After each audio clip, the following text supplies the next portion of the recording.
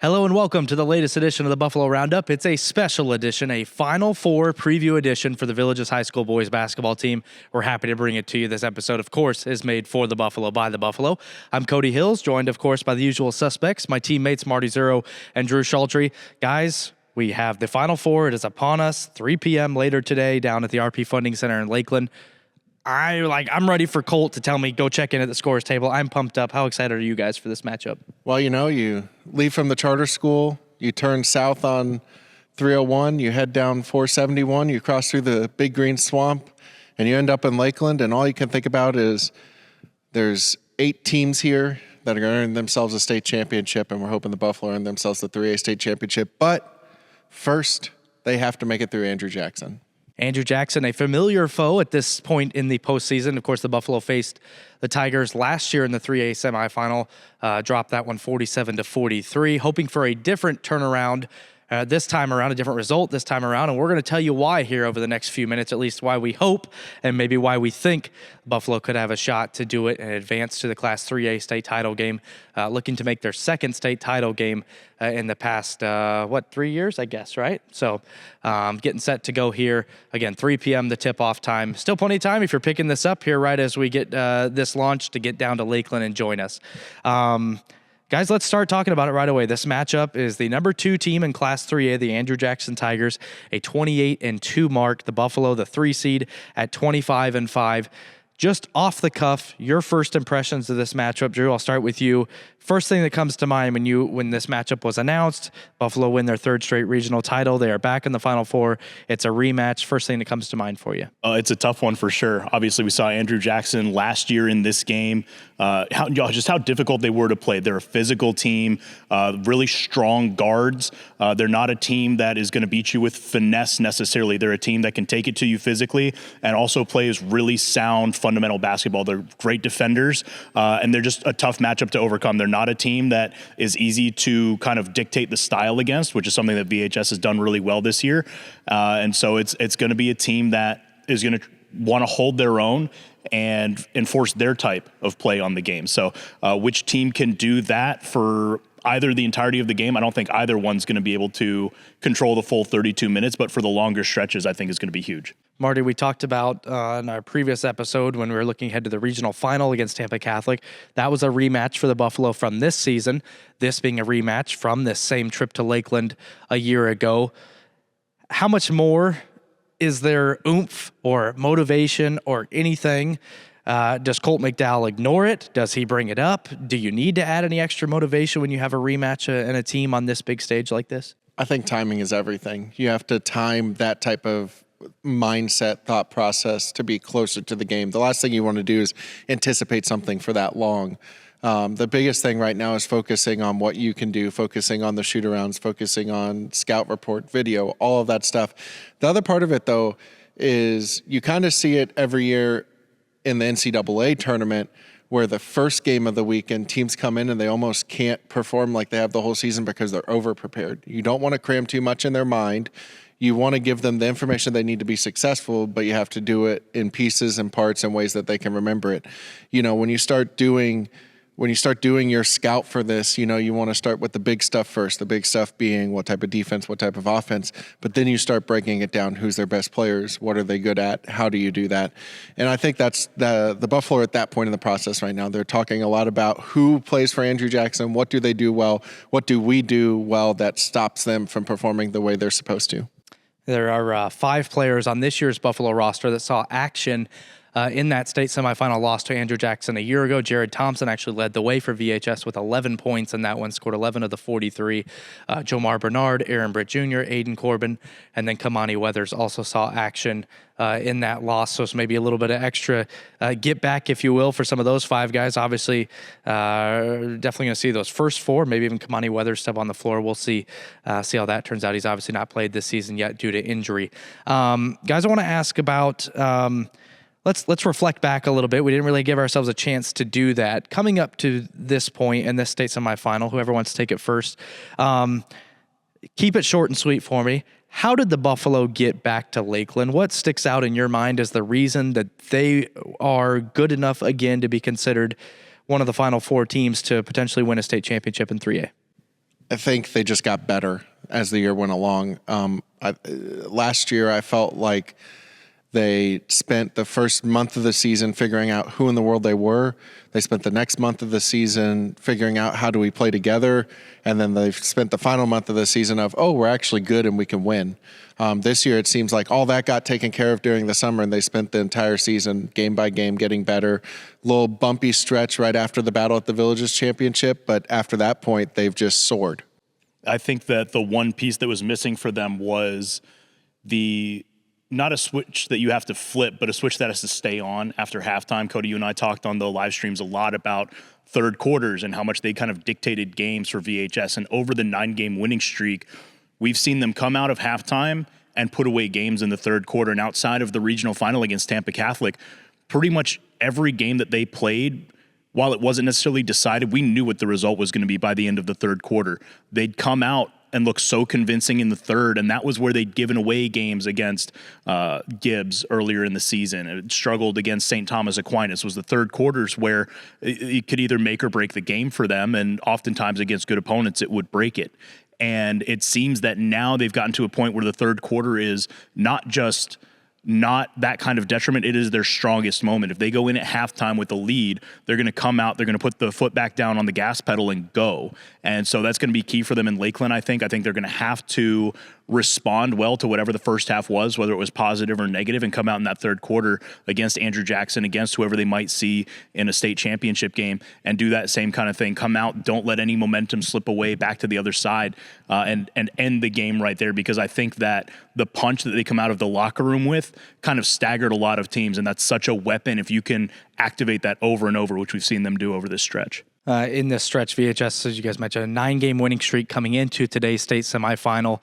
I got to go back to the Iverson Classic here. January 24th, I think, is the last loss coming against West Oak. Started this win streak with a really good victory over Westminster Academy, a team that had recently, in the last 5 years or so, had the Buffalo's number.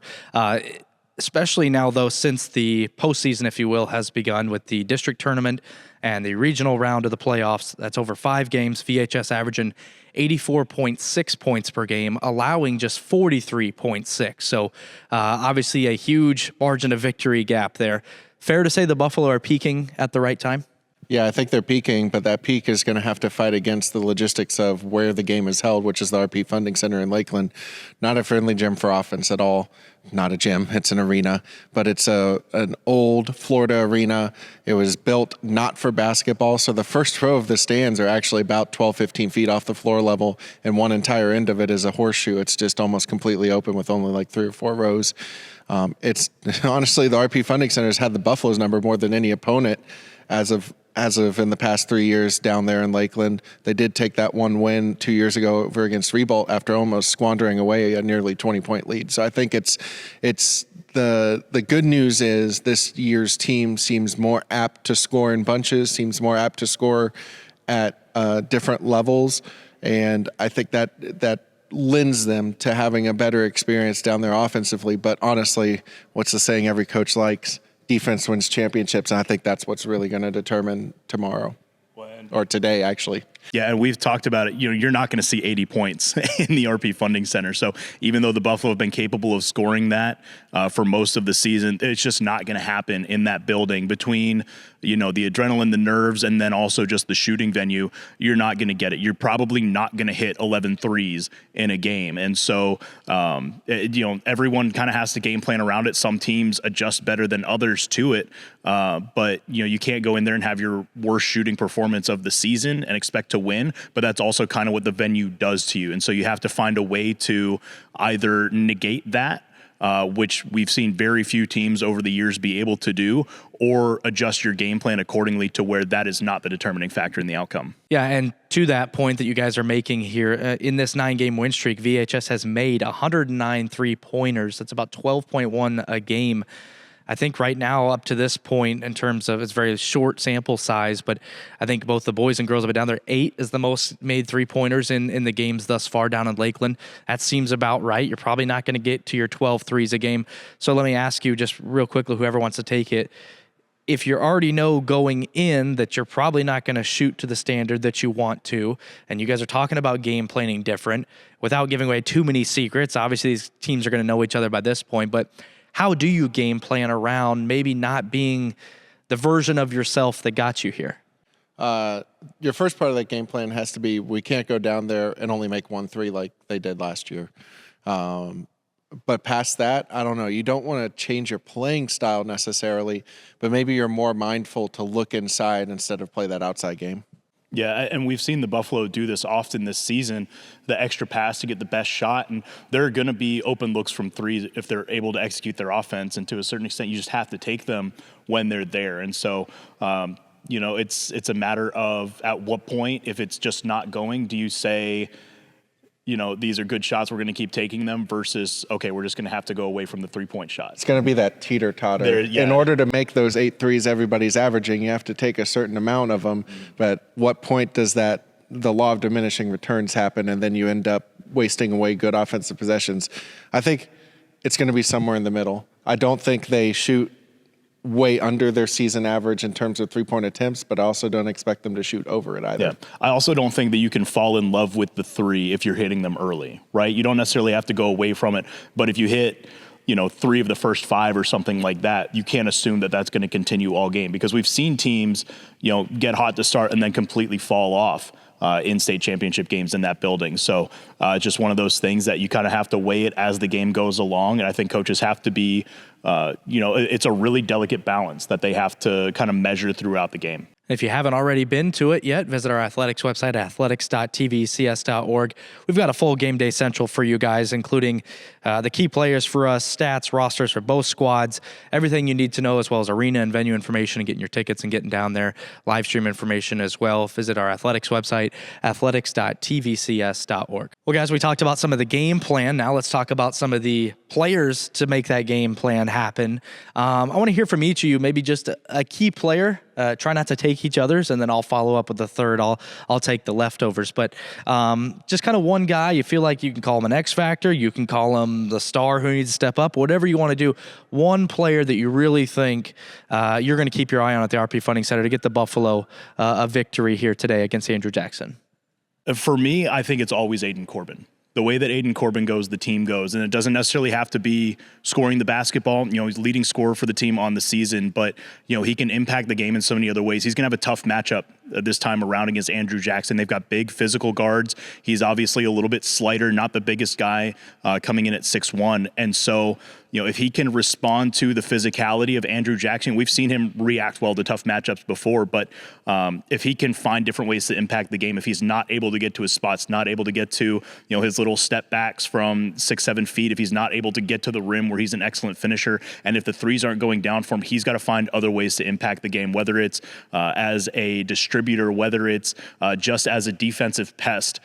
He has to find a way to make an impact, and he is going to be the attitude tone setter for this Buffalo team pretty much every time. I trust that, just with his mentality, with his veteran leadership at this point, he's going to come in there in a good frame of mind. But then if things don't go well at the beginning, does he respond well and kind of sustain what he comes in with for the Buffalo? I mean, it's entirely possible that he goes out there and still has a great game, 17 points and 6 rebounds and 7 assists or something like that. But there's also a very strong chance in this venue, in this matchup, that he's not going to have that kind of game. And so can he find a way to impact the game, maybe outside the box score, and also kind of continue to set the tone for the team if things aren't going his way? Yeah, and I think mine has to be the guy who's shown up during the regional playoffs, and that's Hurley Brutus. The one thing the Buffalo do have in this matchup is a size advantage. Andrew Jackson's tallest player is 6 feet 5 inches. Hurley Brutus, 6 feet 7 inches. He's played in the post. He's played in transition. He's made some unbelievable no-look passes in transition that leave all of us stunned. To me, it's him. You have to look to him. He's going to do what he's done all season, which is make an impact on the defensive end, get those rebounds. Really offensively, this might be the real game that he can make a huge impact, even though it was the regional semifinal where he broke out against Discovery. This might be another one of those. You have to look at him in the post. We just talked all about how the shooting is difficult. You know where it's not hard to shoot from? 2 feet from the basket. Yeah, it doesn't change anywhere. No. you might as well get it into him, let him go to work in there, and, let his physicality be the defining part of the game. I think it's easy for me to take the low-hanging fruit here and take Aaron Britt Jr., who, when he's on, we can see him score in bunches, right? 15, 20, 25 points. But I knew before this segment began, I was going off the wall, and I truly believe this, and I felt this leading up, coming into this matchup here in Lakeland. The player for me to watch is Ethan Beavis coming off the bench. We've seen him become kind of that sixth guy, first off the bench. Even assuming that there's no real foul trouble, kind of about that 4-minute mark there in that first quarter, he has come in and brought the perimeter shooting. I feel like a guy like him might not be fazed by a different venue. I think shooting travels wherever you go if you're a really good pure shooter. We have seen him on the defensive end not only block shots, but be very good at contesting shots. He's also not afraid to make the right pass and give up a shot, like Drew alluded to, giving up a good shot for a great shot. And he's also someone that I think has bided his time through this program, both the JV and the varsity ranks, and to get to have a moment here on this biggest stage. Yes, I think Aaron Britt Jr. could go off. Yes, I think it's a game where maybe Jomar Bernard, also 6'7", could maybe take away, going to get an advantageous matchup on some of the smaller guys that Andrew Jackson might pose. But for me, it's Ethan Beavis, my pick to click there against Andrew Jackson.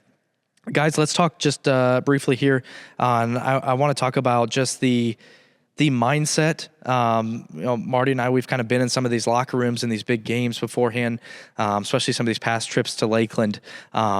Sometimes it's quiet and very almost somber, and there's I vividly remember the pregame locker room when facing Ribault in the state semifinal 2 years ago was very different to the locker room beforehand against Mater Lakes in that final. It's just kind of how it's going to turn out. What is the ideal mindset, do you guys think? Is it laser focused? Is it you don't want to be too tight, but you don't want to be too loose either and relaxed and think you're going to get another chance at this? Because, you're very lucky to be there 3 years in a row, but not everyone gets to afford that. Where is the perfect needle on the mindset going into a game like this? I'd be worried if a guy wasn't nervous visibly. I'm not saying in tears or shaking or anything, but if his overall personality hasn't gone to a somber, nervous mindset. Some guys, their nervous trait will be joking. That might be some of it. I'd be ecstatic if everybody in there was the quiet calm of confidence, but also, is it a true confidence or a lying confidence? Is it I'm putting this on so I don't look afraid type of confidence? So to me, the truth is quiet, probably better than loud. Silent, scary. Yeah. That's a problem if it's silent. You want some chatter. You want there to be a bit of talking, but you also want them to be in that right headspace. Maybe a little leg twitching too is always fun, right? Get the nerves out. Anxiety and being nervous is healthy. Mm-hmm. It's healthy, as long as you don't let it take over what you need to do once you step on that court. And I know that this was a big discussion among the coaching staff before they left for Lakeland, how they were going to kind of steer the direction of this. They're going to be down there for a few days. Do they want it to be a fun few days? Do they want to make it very serious business trip? Like from the time we get on the bus down, we need to lock in. And they decided to keep it a little bit more loose outside the RP Funding Center. Obviously, Colt McDowell wants them to lock in a little bit harder going in on Friday, today, by the time you're watching this, the day of the semifinal. But, he's like, this group has been so kind of calm, very collected, very casual with each other outside of the court for the entirety of this winning streak, for most of this season, for since the beginning of the calendar year. Everything seemed very loose, and they've played very well for the most part during that period. And so he's like, I don't want to change too much, but also at the same time, like you said, there has to be some realization that the stage is bigger, everything's a little bit different. And I think that the guys are obviously aware of that. Like Cody said, most of the guys that are going to play in the semifinal, played in it last year as well, so they know what the stage is. A handful of them were on that state runner-up team a couple of years ago as well. So I mean, there's definitely an awareness of the stage, but then it's how much does it get to you? And I tend to disagree with you a little bit. I think that from an attitude standpoint, before the game, you want them to treat it just like any other game, especially when a team is playing the way that they have been. If they just barely scraped by the whole way, I'd really want them to lock in, but they've been so good, I don't want to get them too much out of their routine. So yes, I do think there needs to be some seriousness. I think there needs to be some business-like attitude, especially in the week leading up, just to say we need to prepare our hardest to make sure that we're at our best going into that game. But I also don't want them to overthink it. I don't want to take the pressure above and beyond what it needs to be for this game, because at the end of the day, they've played tough teams all season long. They played one of the hardest schedules in the state of Florida, one of the hardest schedules in 3A, and now they're going to face teams that are similar to ones that they've faced throughout the season, and I think that they need to approach these games that same way. Yeah, to wrap it all up, I think the biggest thing is there's one word that can't creep in, which is fear. You can't fear anything about it. You can't fear your opponent, which they won't. You can respect your opponent, but you don't want to fear them. You can't fear what you're supposed to do. You can't fear not performing, and you also just can't fear the moment. You can't fear the moment that final horn sounds, and whatever the score is whatever the score is. There's 32 teams in Lakeland right now vying for a state championship. By Saturday, there's only going to be 8 of those on the boys' side that are going to hoist that trophy. It's okay if that isn't you, but you sure want to give your all to win it. And that's been the motto for Colt McDowell all year, whether it was preparing to play an astronaut or preparing to play a Windermere. It's respect everybody, fear nobody. You can't go in thinking you've already got the game in the bag, but you also can't go in thinking you can't win it. And so I think the Buffalo are at a point where we've seen them take these games very seriously, and the ones that they've been expected to win, and they have not looked afraid against the teams that on paper should beat them. So I really like where they're at, and I'm just hoping that they can kind of continue sort of an accelerated version of that now that they've gotten to this stage. It's been a fun story arc to get here. Of course, this team started really gelling together in the summer months, made a trip out to Arizona for the Section 7 event, played in Georgia as well, outside of the Atlanta area. Then they got into the fall together and beat some really quality top teams there. Of course, a really good trip up to Michigan to beat the number 1 team in the state of Michigan at the time, Orchard Lake St. Mary's. Came back here, won the first ever battle at the Villages, defeating Windermere, one of the top teams in the state, to finally capture that elusive battle at the Villages title. It feels like it has all sort of built to this, and it's built to this moment here, the state semifinal. Buffalo, Tigers, the Villages, and Andrew Jackson. Guys, last one here. The Buffalo will win if what? I don't want to take too much time, but I want to word this carefully. The Buffalo will win if they do their job, follow the scout report, and if every single one of you listening to this can show up in Lakeland and support them. I think they win if the venue and the pressure don't get to them. I think that if they're able to execute their game plan, if they're able to hit their shots, I think that their offensive ability is enough to overcome Andrew Jackson's defense, but they have to hit some of those shots, which is tough to do in that venue, and they can't let Andrew Jackson dictate the pace of the game and the physicality of the game. If Andrew Jackson get to be the aggressors and they get to control the pace, I think it's going to be a long, hard road for the Buffalo. And Andrew Jackson's certainly capable of doing that, and so the Buffalo are really going to have to come out and impose their will. I think starting early to really win the game.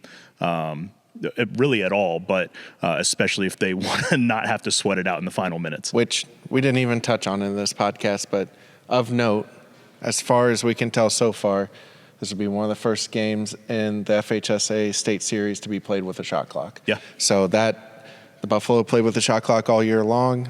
We're not sure about Andrew Jackson. I think they've been to a few events where they have. But that's one thing that may help the Buffalo, especially being so offensively minded. Well, that aforementioned outside of Atlanta event in the summertime during the live period, Colt McDowell asked me, I was there in attendance, asked me, what do you think? I said, I like us. and I have kept that message all the way throughout the seasons. Kind of become a little bit of a joke between us, but I like the Buffalo here. I really like the makeup of them. I like the mindset. I like the sort of getting their revenge, if you will. I don't think you need that motivation for a game on this stage, right? I don't think you need to sort of add any extra fuel to your own fire. I think that's already sort of lit for this group. We talk about the number of guys who have been back, talk about the number of guys, not only the number of guys who played in last year's, but a number of the guys still who were on the bench of that team and who had to watch Andrew Jackson celebrate and watch someone else hoist that state title trophy the following day down there in Lakeland. So I like us heading into this state semifinal. Shocker, I'm sure, to the masses. And hey, we hope to see you down there at the RP Funding Center in Lakeland here today. Again, 3 o'clock. Listen to this on the way there. Hopefully you're listening to it on the way there. Listen to it. Load the kids. Load the dog. Don't take the dog. Load everybody up. Put on your green and get down there to the RP Funding Center in Lakeland. Again, 3 o'clock tip-off against Andrew Jackson, the Tigers, 28-2, the Buffalo, 25-5. Looking to make it 26-5 and hopefully get to a state championship matchup. We didn't even talk about that. I'm not one to really look ahead. Got to take care of business in front of you. There's a really good opponent, 2 really good opponents likely waiting there. Obviously, a really talented, top nationally ranked team. Number 3 in the country in Calvary Christian. And, of course, Cardinal Gibbons not to be outdone as well on that other side. So that'll be a fun semifinal in itself to watch. But to be the best, you got to beat the best, and you got to get there first. Buffalo will try to do that again, 3 p.m. today against Andrew Jackson. This has been a fun special edition. Hopefully we get to do more of these with some of our other teams leading up to it. A really fun edition of the Buffalo Roundup. For Drew Shaltry, for Marty Zero, I'm Cody Hills. Thank you for watching.